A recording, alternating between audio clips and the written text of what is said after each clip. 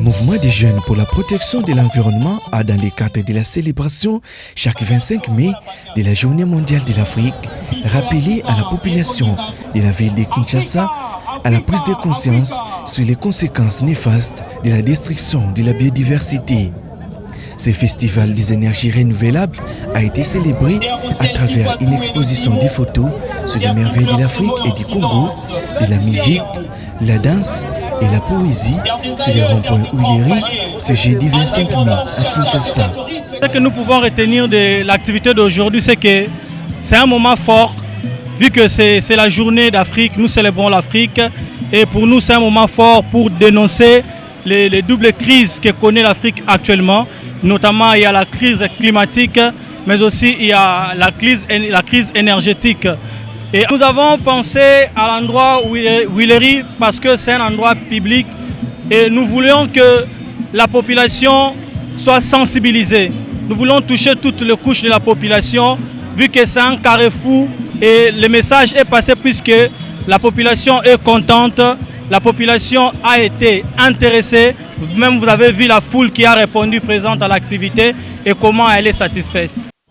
La République démocratique du Congo, relevée au rang du premier poumon mondial, est une terre de richesses et de beauté à découvrir. Les poètes et sensibilisateurs de ces jours ont relevé la nécessité pour tous les Africains en général et les Congolais en particulier de changer de comportement en vue de sauver les générations futures de la catastrophe climatique et environnementale. Cette journée était importante parce qu'on a pensé d'une manière, d'une autre, à dénoncer ce qui se passe en Afrique à travers le message qui a été le poème et les activités à l'endroit ici. En ce qui concerne le contenu du texte, c'est un texte dont le titre c'est Terre des dieux. Ce texte a été important, histoire de réveiller la conscience africaine, histoire de réveiller la population, le dirigeant et les dirigés sur ce qui se passe, mais aussi un côté important, c'est que on a toujours tendance à enterrer nos héros. Donc voilà, ce texte est interpellateur dans ce sens-là. De nombreuses économies africaines dépendent fortement des ressources naturelles pour alimenter la croissance économique. Ce mouvement des jeunes a incité l'État congolais à la diversification des énergies, car pour eux, la transition vers une économie verte aura des dimensions et des implications à la fois économiques et sociales sur les sols congolais. À travers cette activité, nous voulons lancer à la face du monde, nous voulons lancer au gouvernement congolais et à l'opinion internationale un message fort de savoir que l'Afrique a un grand potentiel en termes des énergies renouvelables, en termes de capacités qu'il faut valoriser, qu'il faut prendre en compte, et il est possible que l'Afrique soit un continent exemplaire et modèle dans la transition écologique.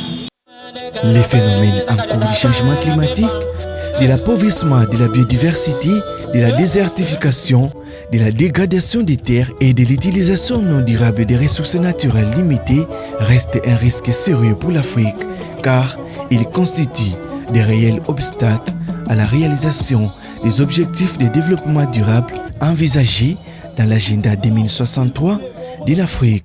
Signalons que la Journée mondiale de l'Afrique a lieu le 25 mai de chaque année.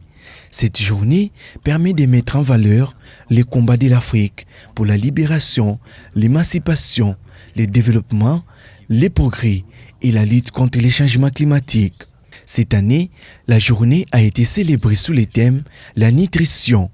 Au niveau du pays, plusieurs organisations ont appelé les uns aux autres à leur engagement dans la lutte contre la faim dans le monde et en Afrique. Ils ont plaidé aux côtés de leurs partenaires en faveur des systèmes alimentaires plus résilients et durables et de la souveraineté alimentaire du continent africain.